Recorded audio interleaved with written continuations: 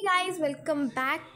This is Anya and today I am going to teach you a very interesting chapter of history, chapter number 2, New Kings and Kingdom. This is part 1.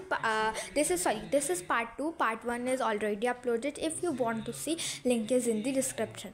तो मैंने part 1 पहले से ही डाल चुका है, वो आप लिंक डिस्क्रिप्शन में देख सकते हैं. चैप्टर नंबर 1 भी अपलोडेड है हिस्ट्री का, अगर आपको वो भी देखना हो तो लिंक आपको डिस्क्रिप्शन बॉक्स में मिल जाएगी. So let's start. अपन ने कंप्लीट कर लिया था चंदीलास तक. अब अपन स्टार्ट करेंगे द पालास ऑफ बंगाल से. From 750 to 760 Bengal faced anarchy. The word Pala means protector. Gopala son Dharmapala rule for a long time and give stability to the Pala dynasty. Devapala the third Pala monarch was the strongest Pala ruler. He conquered Assam and Orissa. One of the Pala king Mahipala was defeated by Rajendra Chola. First, the Pala were one of the longest surviving dynasty in Indian history. They were Buddhists. The Palas established monasteries of Vikramshila to revive the university. By the end of 12th century, dynasty declined and a new dynasty called, यहाँ पे एक word missing है, let me tell you.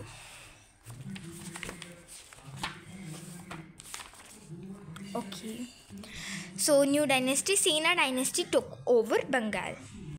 सो अब मैं इसको explain करती हूँ कि 750 से लेके 760 AD तक बंगाल ने क्या फेस किया. पॉलिटिकल डिसऑर्डर फेस किया. एनार्की मतलब होता है पॉलिटिकल डिसऑर्डर फेस किया. पाला का मतलब होता है प्रोटेक्टर. पाला वर्ड मीन्स प्रोटेक्टर, रक्षक. Okay, so okay. और जो गोपाल के सन थे धर्मपाला, जस्ट अ सेकेंड, ये लाइट कम हो रही है. ओके, तो जो गोपाला के सन थे धर्मपाला, उन्होंने बहुत समय तक क्या किया, रूल किया और एक स्टेबिलिटी दी पाला डायनेस्टी को, है ना. ओके, सो उन्होंने एक दिया जो उनके सन थे बहुत समय तक पहली पॉइंट रूल किया और ने एक स्थायित्व दिया किसको, पाला डायनेस्टी को. देवपाल जो थे वो थर्ड पाला मोनार्क थे, थर्ड रूलर थे और ये सबसे ज़्यादा स्ट्रॉन्गेस्ट पाला रूलर थे. मतलब सबसे ज़्यादा स्ट्रॉन्गेस्ट पाला रूलर थे. ओके, एंड ये यहाँ पे क्वेश्चन बन सकता है कि हु वॉज द स्ट्रॉन्गेस्ट पाला रूलर. जैसे जैसे पेज ख़त्म होता जाएगा मेरे को जो जो इंपॉर्टेंट क्वेश्चन लगेंगे वो मैं आपको बता दी जाऊँगी. ओके, सो अब वो स्ट्रॉन्गेस्ट पाला रूलर थे. ही कंक्योर्ड असम एंड उड़ीसा. और उन्होंने क्या कंक्योर किया, असम और उड़ीसा. मतलब कि उन्होंने वहाँ के एरिया के जो भी किंग थे उनसे लड़ाई की एंड जो भी क्या हो, और फिर वो उसको जीत गए, उस प्लेस को, उस एरिया को जीत गए. तो उनने वो अपने हिस्से में कर लिया, है ना. तो असम और उड़ीसा को उन्होंने कंक्योर किया. वन ऑफ द पाला Kings Mahipala was defeated bye Rajendra Chola first. तो एक पाला किंग, कौन पाला किंग, महिपाला, किससे हारे, वो किससे डिफीट उन्होंने खाई, राजेंद्र चोला फर्स्ट से. The Pala were one of the longest surviving dynasty in Indian history. और जो पाला डायनेस्टी थी वो सबसे ज़्यादा सर्वाइव करने वाली डायनेस्टी थी इंडियन हिस्ट्री में. दे वर बुद्धिस्ट, वो बुद्धिस्ट थे. द पालाज एस्टेब्लिश्ड मोनेस्ट्रीज तो of Vikramshila to revive the university. इसमें यूनिवर्सिटी का नाम नहीं डाला है बट मैं आपको बता देती हूँ, नालंदा. तो उन्होंने नालंदा यूनिवर्सिटी को स्टैब्लिश किया. ठीक है मुन्ने.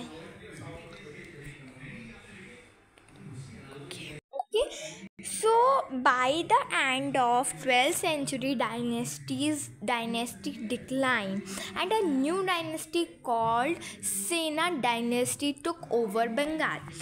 तो 12th सेंचुरी के ख़त्म होते होते तक ये डायनेस्टी डिक्लाइन हो गई, ख़त्म हो गई, पालास ऑफ बंगाल. एंड एक नई डायनेस्टी आई जिसका नाम था सेना डायनेस्टी. ओके, तो अब इस पेज से बनते हैं बहुत सारे क्वेश्चन, तो वो मैं आपको बता देती हूँ. नाउ सबसे पहला क्वेश्चन है, हु वॉज द स्ट्रॉन्गेस्ट पाला ruler. Answer is Devapala was the strongest पाला रूलर. ठीक है, फिर सेकंड क्वेश्चन बनता है, who was defeated by Rajendra Chola first? तो Mahipala was defeated by Rajendra Chola first. Which dynasty was the longest surviving dynasty in Indian history? So Pala dynasty was one of the longest surviving dynasty in the Indian history. Okay, now after the Pala dynasty, which dynasty took place over Bengal? So ठीक है, तो आप इसका answer रहेगा सेना dynasty. यहाँ पे लिखा नहीं है बट मैं आपको नाम बता रही हूँ. Okay, now come to the next page, the Turkish invasion Mahmud of Ghazni. अब अपन पढ़ेंगे टर्किश इन्वेजन के बाद जब टर्क्स का इन्वेजन हुआ. सो महमूद ऑफ गजनी सबसे पहले पढ़ेंगे अपन. Ghazni in Afghanistan become powerful under the slave king Alptigin. तो जो गजनी थे अफ़गानिस्तान के वो पावरफुल हो गए किसके अंडर में? स्लेव किंग अल्पतगिन के. ठीक है, and okay, so Mahmud of Ghazni was a great soldier as also a patron of art and literature. So जो महमूद ऑफ गजनी थे वो बहुत ही अच्छे सोल्जर थे, योद्धा सोल्जर है ना, बहुत अच्छे सोल्जर थे. उसी के साथ साथ उन्हें आर्ट और लिटरेचर का भी बहुत शौक़ था. Though it is true that in the beginning he had no intention to build an empire in India. So starting में जब वो यहाँ पे उनका कोई इंटेंशन नहीं था एम्पायर बिल्ड करने का इंडिया में, बट वो यहाँ के he was attracted by the wealth of India. As a result he attacked India several time between 1010 AD to 1026 AD. He attacked India 17 times. तो स्टार्टिंग में उनका कोई भी इंटेंशन नहीं था इंडिया में एम्पायर बिल्ड करने का, बट इंडिया की जो वेल्थ थी वो उससे बहुत अट्रैक्ट हुए थे और उन्होंने इंडिया पे 1010 से लेके 1026 तक कंटिन्यूसली अटैक किया और उनने इंडिया पे 17 टाइम्स अटैक किया. The famous Somnath temple of Gujarat known for its richness was invaded 7 times by Mahmud. तो जो फेमस टेम्पल है सोमनाथ टेम्पल गुजरात में जो कि लोकेटेड है, वो अपनी रिचनेस के लिए बहुत फेमस था. वहाँ पे उनने इन्वेड किया 7 टाइम्स. किसने किया? महमूद ने. उनका जो main objective was to capture gold, jewels and slaves. तो उनका जो मेन ऑब्जेक्टिव, उनको यहाँ पे कोई भी इंटेंशन नहीं था एम्पायर वगैरह. उनका बस मेन ऑब्जेक्टिव यहाँ पे ये था, उनको गोल्ड, ज्वेल्स, सोना और हीरे मोती अलग अलग तरीके के और स्लेव्स उनका मेन ऑब्जेक्टिव थे. स्लेव मतलब कि गुलाम. Okay, we get a great deal of information about this time period from Alberuni's from Tahqiq Hind. तो अपन को इस समय के बारे में बहुत अच्छी नॉलेज, अच्छी चीज़ें कैसे पता चलती, मतलब क्या क्या हुआ. अल्बुरनाइज़ की एक बुक थी, अल्बुरनाई, जिसका नाम था तहकीक हिंद. वो एक पर्शियन ट्रैवलर थे जो कि आए थे महमूद ऑफ गजनी के साथ. ओके, अब यहाँ पे कौन कौन से क्वेश्चंस बनते हैं, let me tell you. First this, how many time did he attack India? So he attacked India 17 times. Okay, ये भी आप लिख सकते हैं कि from 1010 AD to 1026 he attacked India 17 times. ओके, now for which thing Somnath temple was famous? For its richness Somnath temple was famous. Okay, now how many times Mahmud invaded Somnath temple? 7 times. Okay, how we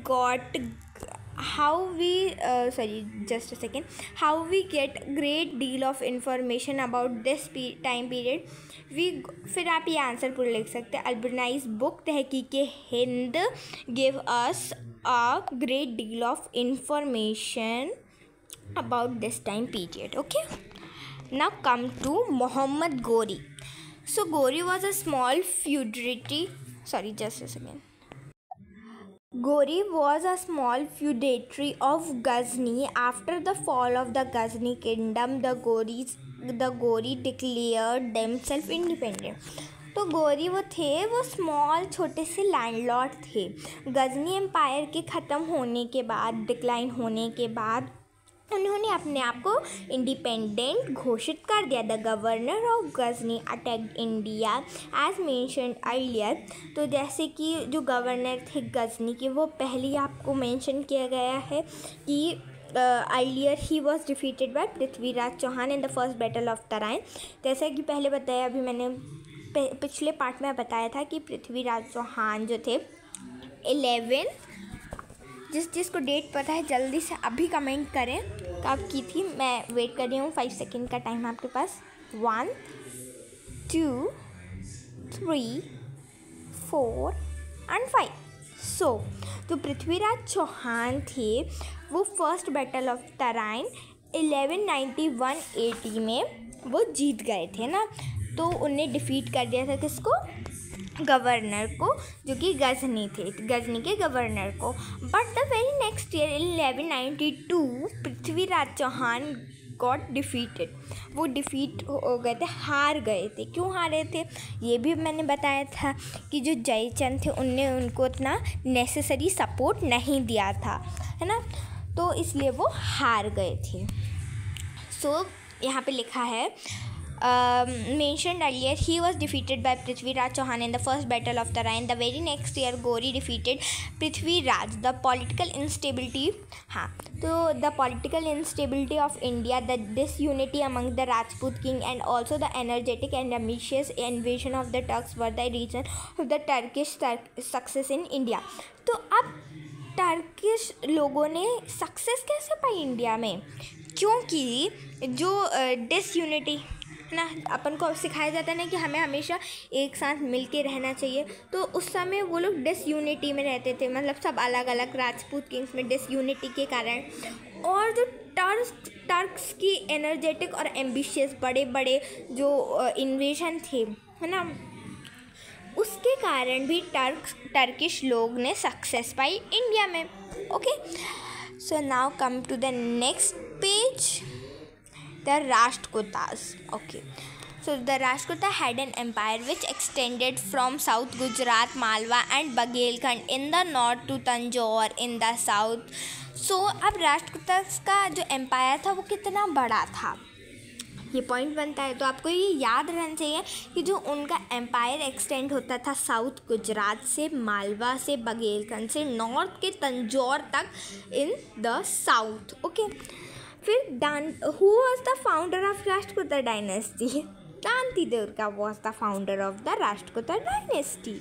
This is an important question. Okay, so he defeated the Chalukyas. Of Badami. उन्होंने क्या किया? उन्होंने किसको हराया? बदामी, चालुक्य के बदामी को हराया. तब वो okay, he was succeeded by his uncle Krishna first. तो उन्हें सक्सेस किससे सक्सीडेड हुए? कृष्णा फर्स्ट से. The famous Kailash temple at Ellora was built by Krishna first. So जो फेमस टेम्पल है कैलाश टेम्पल एलोरा में, वो किसके द्वारा बनाया गया है? कृष्णा फर्स्ट के द्वारा. ठीक है. Dhruva the younger son of Krishna first defeated the Pratiharas and the Palas. तो जो ध्रुवा थे यंगर सन कृष्णा के, उन्होंने किसको हराया? प्रतिहारास को और पालास को हराया. ठीक है. अब अमोघ वर्ष first the successor of Dhruva. तो ध्रुवा के जो सक्सेसर थे अमोघ वर्ष फर्स्ट, उन्होंने मन्यकेता को अपनी कैपिटल बनाई. He had a long reign of 66 year. उन्होंने इतने लंबे समय तक क्या किया? रूल किया. 66 ईयर तक, long reign. He was patron of learning. वो लर्निंग के बहुत शौकीन थे. और उन्होंने क्या लिखी? एंड रोड कवि राजमार्ग इन कनाडा. उन्होंने लिखी है कवि राजमार्ग कनाडा में.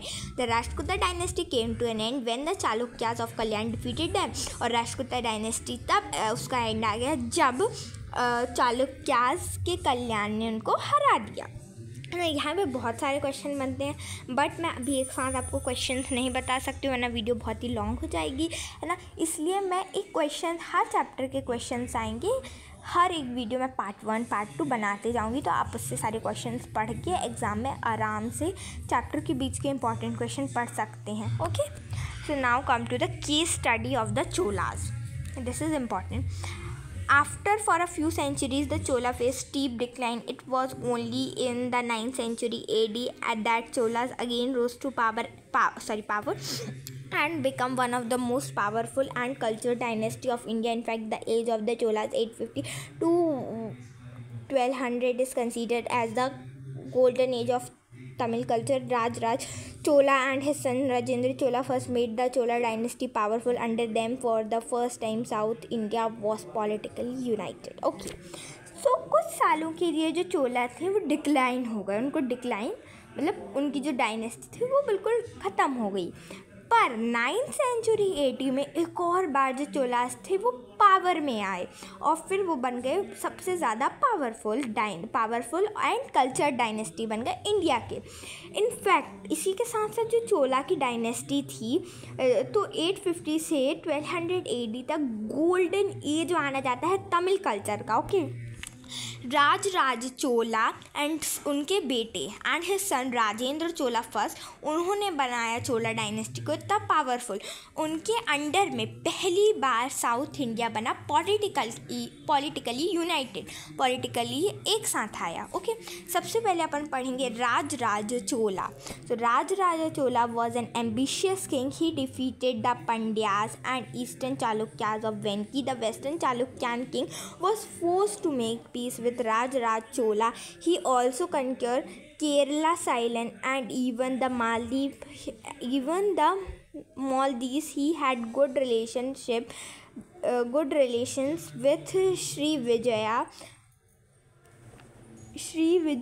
the maritime empire of Sumatra. तो फर्स्ट पॉइंट में ये बताया गया कि जो राज चोला थे वो एक बहुत ही एम्बिशियस किंग थे। उन्होंने किस किस को हराया? उन्होंने पंड्यास को हराया, उन्हें ईस्टर्न चालुक्या के वेंगी को हराया, उन्हें वेस्टर्न चालुक्या के जो वो थे किंग थे उनको फोर्स किया गया कि वो राज चोला के साथ अच्छे पीस से रहें, है ना। फिर और उन्हें क्या क्या कनकेयर किया? उन्हें केरला, साइलन और यहाँ तक कि मालदीव्स को भी कनकेयर किया, जीता।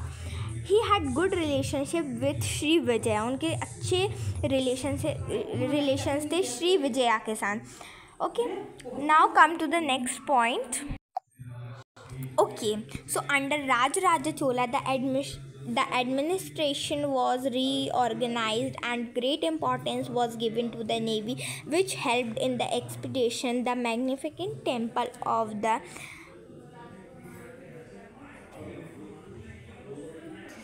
Baridiswara was built by him. So जो राज राजा चोला थे उनके जो एडमिनिस्ट्रेशन उनके अंडर में एडमिनिस्ट्रेशन को बहुत ऑर्गेनाइज हो गई, उनके अंडर में नेवी को बहुत इम्पोर्टेंस मिलने लगी और उन्होंने एक मैग्निफिकेंट बहुत ही फेमस टेम्पल बनवाया, बृहदीश्वरा, ठीक है, जो कि उनके द्वारा बना गया था। Now come to Rajendra Chola first. तो in 1012 AD Raj Chola declared his son Rajendra Chola first as his successor. So 1012 में जो राज चोला थे उनने अपने बेटे को क्या घोषित कर दिया? सक्सेसर अपना कर दिया, ठीक है, मतलब कि उनके बाद अब वो रूल करेंगे, ठीक है। Rajendra Chola one like his father followed the policy of expansion. तो राजेंद्र चोला फर्स्ट जो थे उनने अपने पिता की तरह, उनके फादर की तरह राज चोला की जो पॉलिसी थी, पॉलिसी ऑफ एक्सपेंशन, वो फॉलो की. He defeated Vengi, Malya and Ceylon. Also he defeated Kalinga and led an expedition to the valley of Ganga. He conquered Bihar and defeated the Palas of Bengal. तो उन्होंने किस किस को हराया? वेंगी को हराया, मल्या को हराया, साइलन को हराया और यहाँ तक कि उन्हें कलिंगा को भी हराया. फिर उन्हें बिहार को जीता और उसके बाद उन्हें हराया पाला किंग ऑफ बंगाल को। ओके, पालास किंग बंगाल को हराया। आई थिंक हाँ, अभी अपन ने यहाँ पे पढ़ा था जैसे कि Mahipala was defeated bye Rajendra Chola first, यहाँ पे अपन ने पढ़ा है। ओके, यहाँ पे देखिए, यहाँ पे डाला है लेट मी टेल यू, ये डाला है Mahipala was defeated bye Rajendra Chola first. Okay, तो ये इनको भी उनने हराया था। ठीक है, ओके, तो उन्होंने इनको भी हराया। और फिर क्या हुआ, इतने सारे लोगों को उन्हें हराया। These victories bought him the title of Gangai Konda, conqueror of Ganga. और इतनी सारी जीतों ने ना, इतनी सारी जीतों ने उनको एक टाइटल दिलाया, गंगाई कॉन्डम, जिसका मतलब था गंगा को भी जिसने जीत लिया। ओके, नाउ अब उनके आगे और है।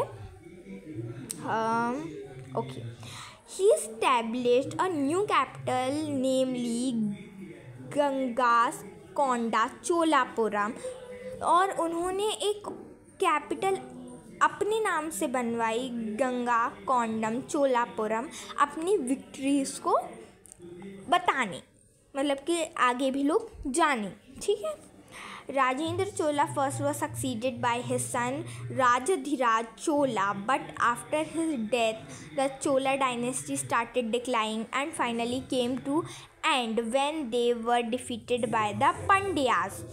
So क्या हुआ कि जो राजेंद्र चोला थे वो अपने बेटे से सक्सीड किए, जो कि थे राजाधिराज चोला, पर उनकी डेथ के बाद क्या हुआ, चोला डायनेस्टी डिक्लाइन ख़त्म होने लगी, और एक समय आया कि उसका पूरा एंड आ गया जब वो हार गए थे पंड्यास से। ठीक है, फिर in between the fall of Chola dynasty and the foreign invasion there arose a new kingdom which lasted for several years in the south of India. This was the Vijayanagar kingdom.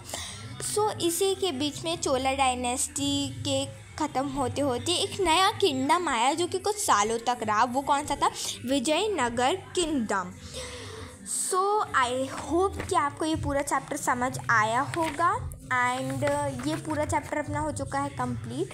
अब अपन लोग आगे start करेंगे lesson number 3 के साथ, जो कि है the sultans of Delhi, sorry the sultans of Delhi. अब अपन स्टार्ट करेंगे उसके साथ। So thank you for watching. अगर आपको अच्छी लगी video please like, subscribe and share. And अगर आपको उसका पार्ट 1 और चैप्टर नंबर 1 देखना है, link is in the description, you can go and see that also. Okay, so तब तक के लिए बाय बाय।